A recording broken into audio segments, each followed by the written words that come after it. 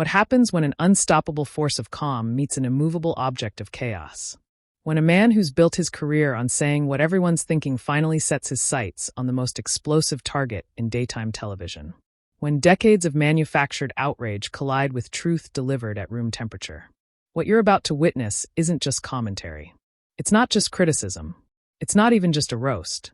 This is a masterclass in controlled demolition, where the weapon of choice isn't volume, but devastating truth delivered with the precision of a surgeon and the calm of someone who's already won before the first word leaves his mouth. This is the story of how one man dismantled the most iconic talk show in America without raising his voice, without breaking a sweat, without giving them the satisfaction of a traditional fight. Because when you're dealing with a panel that thrives on manufactured outrage, that feeds on conflict like oxygen, that turns every conversation into a battlefield, the most dangerous thing you can do is refuse to play their game. The most lethal move is to stay calm while everything around you burns. They never saw it coming. And that's exactly what made it legendary. The morning started like every other morning at The View. The studio lights hummed with their familiar electric energy, casting that perfect television glow across the iconic set. Coffee mugs clinked against saucers in the green room. Makeup artists applied final touches. Producers scurried between cameras like worker bees in a hive. Headsets crackling with last-minute adjustments. Cue cards being shuffled. Teleprompters being tested. 5 chairs sat arranged in their familiar arc. Each one positioned with the precision that comes from years of the same routine. Each seat a throne. Each throne occupied by a different brand of daytime television wisdom. Each host with their role, their persona, their carefully cultivated image of speaking truth to power. Whoopi Goldberg settled into her center seat with the practiced ease of someone who'd done this dance 1,000 times before. 10,000 times. The matriarch. The moderator. The referee. The one who could shut down a conversation with nothing more than a raised eyebrow. And that look, that signature look, that said she'd seen it all, heard it all, survived it all, and wasn't impressed by any of it. She adjusted her microphone, straightened her notes, exchanged pleasantries with the crew members she'd known for years. This was her domain, her kingdom, her show, even if the title card listed other names. The other hosts found their positions, each slipping into their designated role in the daily performance like actors in a play that had been running for years. The energy in the studio was electric in that manufactured way that comes from years of practice. A carefully calibrated chaos that somehow passed for conversation. Controlled spontaneity. Rehearsed authenticity. The paradox that made The View what it was. Stage managers counted down. Cameras went live. The familiar theme music played. And another episode began, just like all the others. Or so they thought. But somewhere miles away from that studio, in a completely different building, on a completely different show, Tyrus was having his own conversation. Not with them. Not to them. Not even about them at first. Just speaking his mind the way he always did, with that unbothered heavyweight champion energy that made everything sound like he was ordering lunch while simultaneously ending careers. He sat in his chair with that casual authority that can't be taught or faked. The posture of someone who's been in the ring, who's faced real adversity, who's built everything from the ground up and doesn't need anyone's approval to know his own worth. His co-hosts chatted around him. The conversation flowed naturally, organically, the way real discussions do when people aren't performing for effect. And then someone mentioned The View. It was innocent enough. A passing reference. A throwaway comment. The kind of thing that usually leads nowhere. But with Tyrus, you could never quite tell. That's what made him dangerous. He had this way of making surgical strikes feel like casual observations. This ability to dismantle entire worldviews while sounding like he was discussing the weather. Those who knew him, really knew him, recognized the slight shift in his energy. The barely perceptible change in his tone. The way his eyes focused just a little differently. The warning signs were there for anyone paying attention. This wasn't going to be just another hot take. This was going to be something else entirely. The View, he said, his voice carrying that signature low-key rumble that somehow conveyed more authority than 1,000 shouting matches ever could. The way he said it, those 2 words carried weight. History. Observation. Judgment. The studio around him seemed to lean in slightly. His co-hosts sensed something. The crew behind the cameras paused in their work. Even the air felt different, charged with anticipation. Little did anyone know, This calm beginning was about to become the spark for one of the most talked about roasts in recent television history. Not because of what would happen in person, but because of how devastating truth sounds when delivered without malice, without anger, without any of the theatrical tools The View typically used to control the narrative. Because here's the thing about confronting chaos. You don't meet it with more chaos. You don't fight fire with fire. You don't engage on their terms. You meet it with cold, calculated calm. You let them shout while you speak. You let them perform while you observe. You let them chase drama while you deliver truth. And nobody, absolutely nobody, did calm quite like Tyrus. The mechanism was simple but brutal in its effectiveness. While The View was busy being The View, doing their daily dance of interruptions and contradictions, building their kingdom of controlled chaos, Tyrus was across town dismantling their entire operation with the surgical precision of someone who'd been watching this circus for far too long and finally decided to say what everyone else was thinking. "You know what The View needs?" he asked. And there it was. The setup, clean, simple, devastating in its restraint. A question that sounded genuine, but was actually a loaded weapon. His co-hosts waited. The audience waited. The internet, though it didn't know it yet, was about to collectively hold its breath. They don't need to find Trump supporters. The pause was deliberate. Perfect. The silence stretched just long. Enough to build tension, to create space for what came next. They need to fire their race baiters. The words hung in the air like a truth bomb with a delayed fuse. Not shouted, not screamed, not delivered with theatrical outrage or performative anger. Just stated with the kind of matter-of-fact delivery you'd use to point out that water is wet, or the sky is blue, or that the emperor, despite everyone's insistence to the contrary, isn't actually wearing any clothes. But here's where it got really interesting, because Tyrus wasn't done. He was just getting started, building his case brick by brick, each one laid with the meticulous care of someone who knew exactly what he was constructing. A master architect demolishing a house of cards. "You've had people on there before," he continued, his tone never wavering from that dangerous calm. The kind of calm that's more threatening than any amount of yelling. "You had McCain on there. You've had people who tried to bring different perspectives, different viewpoints, different voices." Another pause. Let it breathe. Let the audience connect the dots themselves. And you ran them off. The observation cut deeper than any shouting match ever could, because it was true. Verifiably, undeniably, painfully true. And when you're dealing with truth, volume becomes irrelevant. Theatrics become unnecessary. You just state the facts and let them do the heavy lifting. "So, the racist ones who want to stick to this," he said. And now the gloves were coming off, still delivered with that same unbothered energy, still sounding like he was discussing the weather. "Whoopi and Sonny and what's her name? Brocasby Midler." The nickname landed with comedic precision. Not cruel, but cutting. Not mean, but accurate. The kind of observation that makes people laugh and wince at the same time because it's too true to dismiss, but too harsh to fully embrace. Somewhere in that View studio, you could almost feel the seismic shift. Not that they were there to hear it. Not that it mattered in that moment, because Tyrus wasn't talking to them. He was talking about them. And somehow, that was infinitely more devastating. The beauty of it was in what he didn't do. He didn't yell. He didn't curse. He didn't engage in the theatrical outrage that The View ran on like fossil fuel. He didn't perform. He didn't posture. He didn't pretend. He just pointed out the obvious, spoke the unspeakable, named the unnamed, and let gravity do the rest. "The weird thing about The View," he added with that trademark dry humor, the delivery so deadpan it took a second for the punchline to register, was that Dylan Mullaney was the most feminine person there. Boom. Not a shout, not a scream, not a theatrical delivery designed for applause. Just an observation delivered with the kind of comedic timing that makes people spit out their coffee and scramble for the replay button. The room erupted in laughter. Not mean-spirited cackling, but the kind of genuine, surprised laughter that comes from hearing something so unexpected, yet so perfectly observed that you can't help but react. Back at the View studio, business continued as usual. They had no idea what was coming. How could they? They were too busy being exactly what Tyrus was describing at that very moment.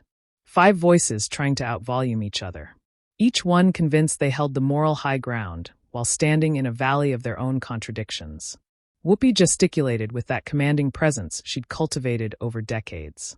The others nodded, agreed, disagreed, interrupted each other with the practiced choreography of people who'd turned debate into a contact sport. The cameras captured it all. The audience reacted on cue. The producers monitored from the control room. Just another day at The View. But the clock was ticking. The internet was already moving. Social media algorithms were already picking up the signal. Clips were being shared. Screenshots were being taken. And Tyrus's words were spreading like wildfire through a dry forest, catching on every branch of social media, growing hotter with each share, each retweet, each comment. "It's only in America," Tyrus continued, really hitting his stride now, building momentum with each sentence. "Can a black person sit on a TV show getting paid millions and millions of dollars to have the floor, to interrupt people, to speak freely without consequence?" He leaned into the irony with the precision of a surgeon making an incision. Every word chosen carefully, every phrase designed for maximum impact. And then compare their life to Iran, where interrupting and speaking in public would have led to a stoning. The ignorance of it. The sheer, breathtaking ignorance. The logic was unassailable. The delivery impeccable. The effect absolutely devastating. This wasn't a roast. This was an autopsy.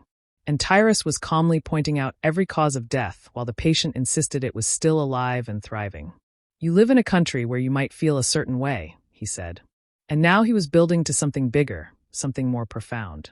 "But here's the one thing about America that makes it different from anywhere else. You have an opportunity, a real opportunity, a chance to succeed, to grow, to build something." Pause for effect. Even if you're as dumb as, he didn't need to finish the sentence. Everyone knew what he meant. Everyone could fill in the blank. The unsaid words hung in the air more powerfully than anything he could have actually stated.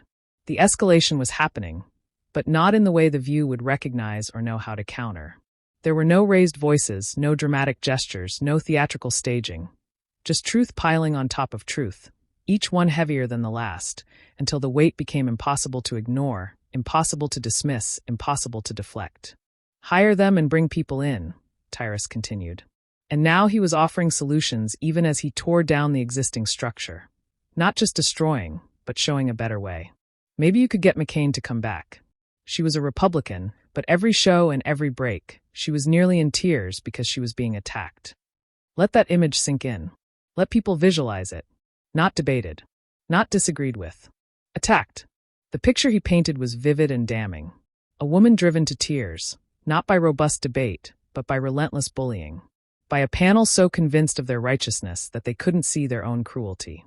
So wrapped up in their moral superiority that they'd become the very thing they claimed to oppose.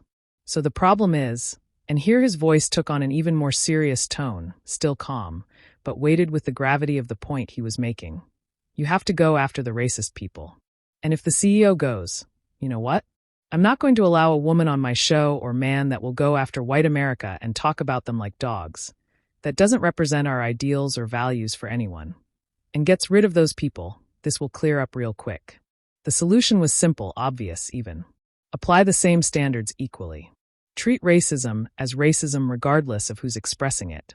Hold everyone to the same ethical bar. And absolutely impossible for The View to accept because it would require looking in a mirror they'd been avoiding for years. Acknowledging patterns they'd spent years denying. Admitting flaws they'd spent careers insisting didn't exist. "You have to actually look in the mirror and clean up your own backyard," Tyrus said, driving the point home with the relentlessness of someone who knew he was right and didn't need anyone's validation to prove it. Get the racist people out, because that's who you allowed in. You allowed black racists on TV who could just go all day and say anything they want about white people, and nobody stops them. The double standard laid bare. The hypocrisy exposed. The contradiction impossible to ignore. The words echoed across the internet, through social media feeds, into living rooms across America. People who'd been thinking the exact same thing for years suddenly had a voice. And that voice was delivered with the calm authority of someone who refused to be shouted down, refused to be intimidated, refused to back down from truth simply because truth was uncomfortable. At the View studio, the first tremors of the earthquake were starting to reach the surface. Producers glanced at their phones between segments, their faces registering confusion, then concern, then something approaching panic. Social media managers watched in real time as Tyrus's commentary went viral, the numbers climbing exponentially. The panic was setting in, but slowly, like water seeping through a crack that would eventually become a flood. Whoopi, veteran of 1,000 controversies, survivor of countless storms, sensed something. That sixth sense that comes from decades in the public eye, from navigating countless scandals, from reading the temperature of public opinion before it becomes obvious to everyone else. Something was different about today. The energy had shifted in a way she couldn't quite identify but definitely felt. But the show went on. It always did. That was the rule, the cardinal rule of live television. No matter what's happening outside, the show continues inside. The thing about The View is that it's built on a foundation of performative outrage. Every episode follows the same formula, the same predictable pattern. Find a controversy, stake out positions, interrupt each other until commercial break, return from commercial, repeat the cycle. It's less a discussion and more a verbal WWE match, except with more coffee, fewer coherent thoughts, and everyone somehow convinced they're doing important work. And Tyrus had just pointed out that the Emperor wasn't wearing clothes, that the whole operation was built on shifting sand, that the moral authority they claimed was nothing more than selective outrage and convenient amnesia. She has an opportunity tomorrow, he said, referencing Whoopi specifically now, making it personal in that way that can't be ignored or deflected. They won't fire her over that. She's too big, too established, too protected by the institution. She'll have an opportunity tomorrow to come on and fix it, to address what she said, to clarify, to apologize, to make it right. Pause. Let the anticipation build. Will she? Another pause. Shorter this time. Rhetorical question becoming statement. She won't. The prophecy was delivered with the confidence of someone who'd seen this movie before and knew exactly how it ended. Who understood the patterns, recognized the psychology, predicted the response before it happened. But that's the thing about this country. Black, white, gay, straight, short, tall, rich, poor. Everyone's going to get hit with something. Everyone's going to face criticism. Everyone's going to encounter opposition. Building to the finish. But the beauty about this country is there's always an opportunity for you to better yourself. To grow, to change, to acknowledge your mistakes and become something better. And then the final nail. The coup de grace. The moment everyone would remember. So shame on you, Whoopi. Play the black card somewhere else, because that don't work here in America. Boom. Mic drop. Career ended. Except not really, because Whoopi wasn't going anywhere, and Tyrus knew it. That was part of the brilliance of his approach. He wasn't trying to cancel anyone. He wasn't calling for boycotts or demanding resignations. He was just holding up a mirror and forcing them to look at their own reflection. Forcing America to look at what this show had become. The irony was palpable, thick enough to cut with a knife. A show that claimed to speak truth to power couldn't handle having truth spoken about it. A panel that demanded accountability from everyone else recoiled at the suggestion they might need to be accountable themselves. Women who made careers out of calling out double standards couldn't see the massive double standard they'd created. And lo and behold, Tyrus continued with that dry humor that made everything funnier. That deadpan delivery that turned observation into comedy gold. They forgot that there's a lot of people at home, white people at home during the day, that are not watching your show anymore. The ratings argument. The business case. The undeniable reality that their approach wasn't just morally questionable. It was commercially failing. So just clean it up. It's that simple. Just clean it up. Practical. Direct. Impossible to misunderstand. By now, The View's production team was in full crisis mode. Not because anything had happened on their show. Not because they'd made any mistakes in this particular episode. But because the internet was on fire with Tyrus's commentary. Clips were being shared millions of times. Think pieces were being written in real time. Conservative outlets were celebrating. Liberal outlets were scrambling to defend. The conversation had shifted, and they weren't controlling it anymore. That was the real threat, not what Tyrus said, but the fact that people were listening, agreeing, sharing. The narrative had escaped their control. Whoopi's phone buzzed. Then buzzed again. And again. And again. The modern telltale sign that something was happening, something big, something that would require a response, a strategy, a coordinated defense. But what could she say? How do you respond to someone who hasn't attacked you personally, but rather pointed out systemic issues with surgical precision? How do you fight calm with chaos when calm has already won? How do you deflect criticism that's fundamentally true? The answer, it turned out, was that you don't, not directly, not honestly. You use the tools you've always used. Deflection, misdirection, claiming misunderstanding, playing the victim. Over the next few days, The View tried to address it without addressing it. They used vague language like some people and certain commentators. As if the audience didn't know exactly who they were talking about, as if Tyrus's name wasn't trending, as if the clips weren't everywhere. They spoke in code, hiding behind euphemisms, dancing around the actual points, proving Tyrus's point about their inability to have direct, honest conversations about uncomfortable truths.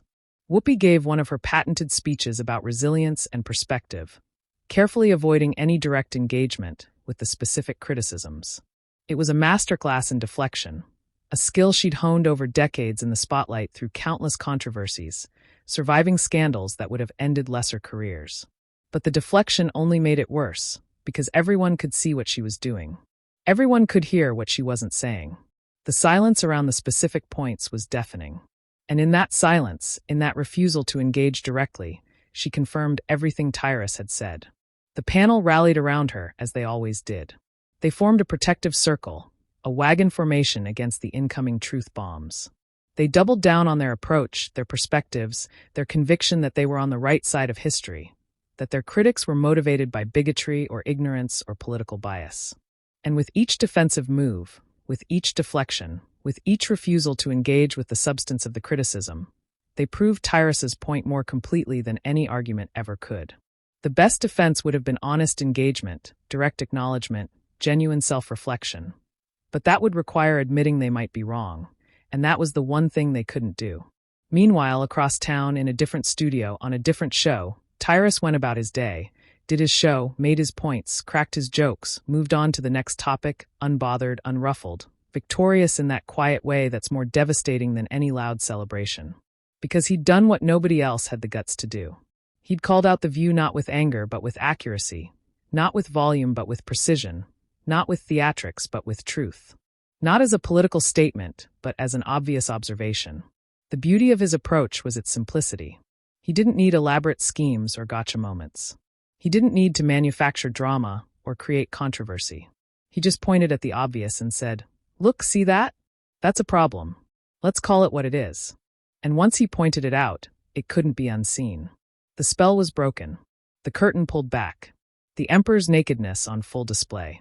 The View continued doing what the View does best, pretending nothing had happened while everything had changed. They kept their format, their energy, their conviction that they spoke for millions of Americans who totally agreed with everything they said. But something was different now. Fundamentally different. The spell had been broken. The magic trick exposed. The curtain had been pulled back. And behind all the righteous indignation and moral superiority, people could now see what had always been there but rarely acknowledged. A show that preached tolerance while practicing exclusion, that demanded diversity while enforcing conformity, that claimed to speak truth while running from it. Tyrus had held up a mirror, and the reflection wasn't flattering. But more than that, he'd given permission. Permission for others to notice. Permission to speak up. Permission to call out what they'd been seeing all along. In coffee shops and living rooms across America, conversations were happening. Water cooler discussions, family dinner debates, social media arguments. People who'd felt gaslit for years suddenly felt validated. People who'd been told they were wrong for noticing the double standards suddenly had permission to say so. Because if Tyrus could point it out with such calm authority, maybe they weren't crazy after all. Maybe the Emperor really wasn't wearing clothes. Maybe the View really had become the exact thing it claimed to oppose.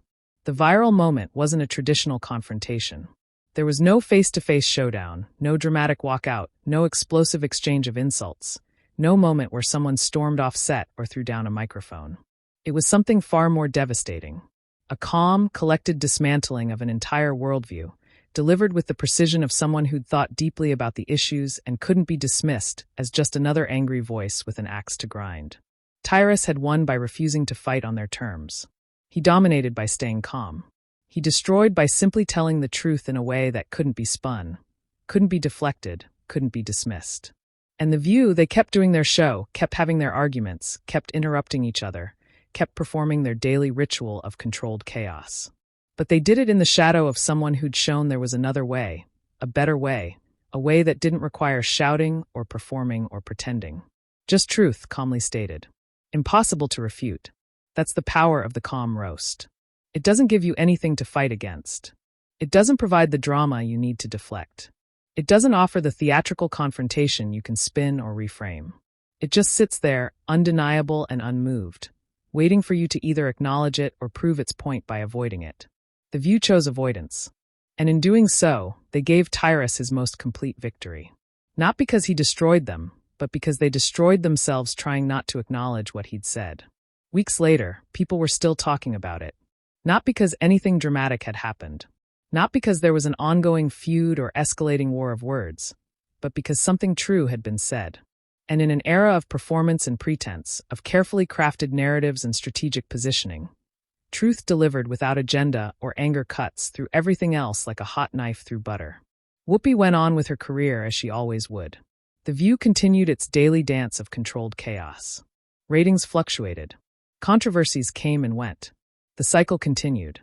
But everyone who'd heard Tyrus's commentary couldn't quite watch the show the same way anymore. The magic trick had been exposed. The formula revealed. The pretense shattered.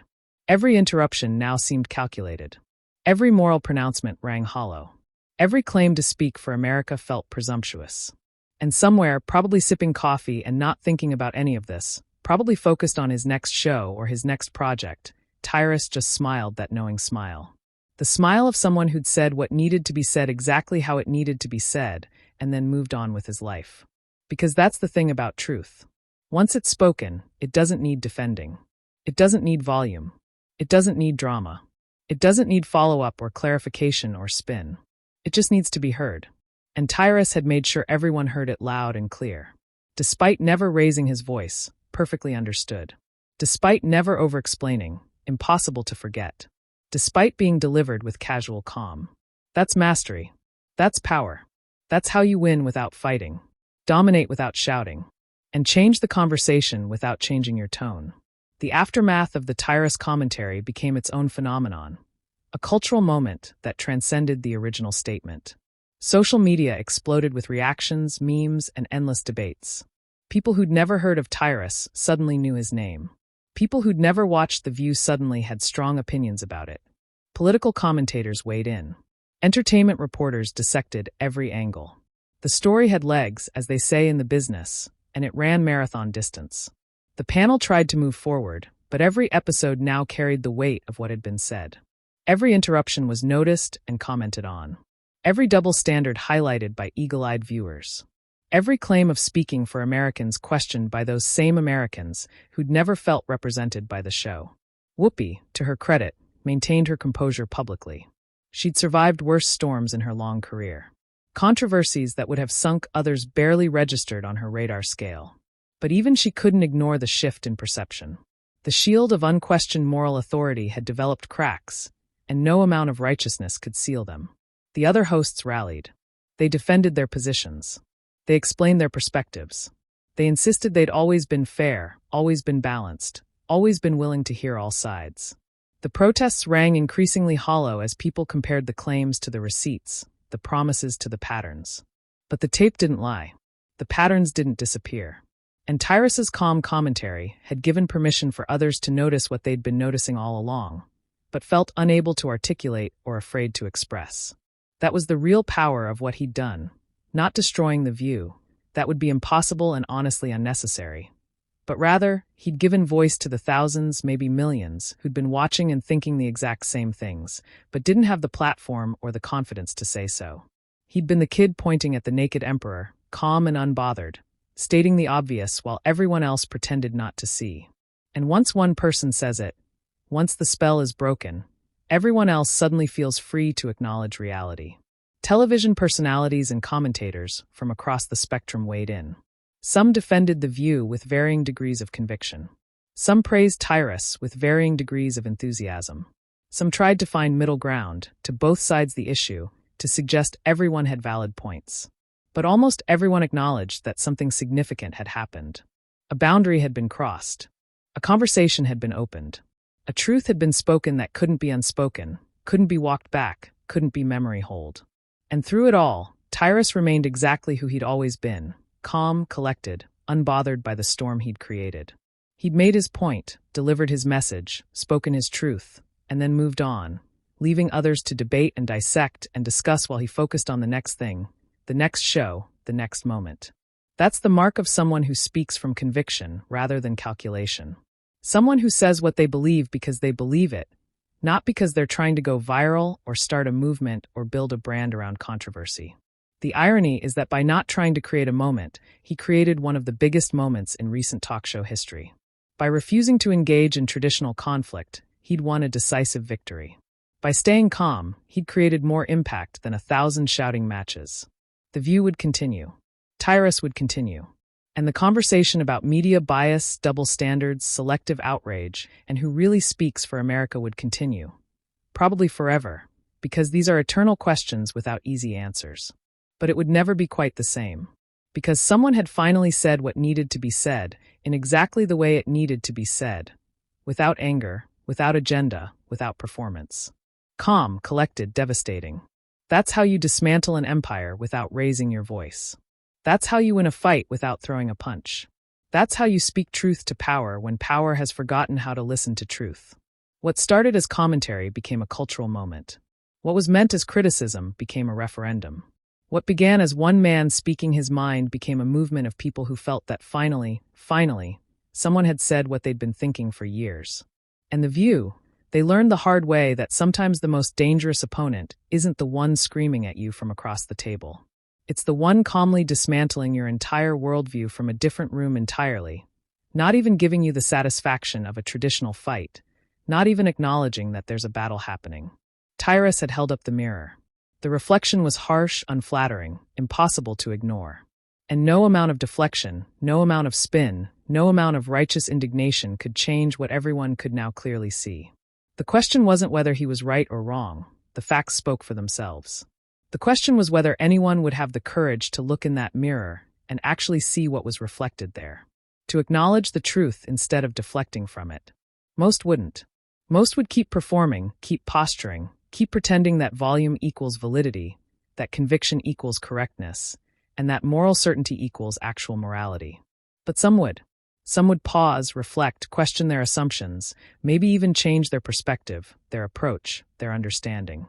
And that possibility, however slim, however unlikely, made the whole thing worth it. Because in the end, that's what truth does.